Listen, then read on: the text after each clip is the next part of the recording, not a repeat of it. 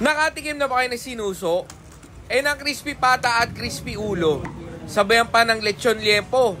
Dito nga lang yan sa Ogoy's. Sa mga gusto makatikim, dito lang yan matatagpuan sa number 33 AJP Rizal Street, Poblacion, Bocaue, Bulacan. At jam pack na nga nung pumunta tayo dito.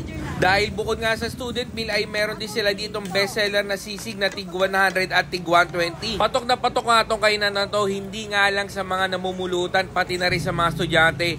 Dahil sa kanilang mga silog meals at mga sizzling meals. Bukod nga sa kanilang bestseller sisig, meron din ditong crispy liempo na worth 680 per kilo. At kita nyo naman mga kaputrip at mga kakay, kulay pa lang, alam nyong crispy na.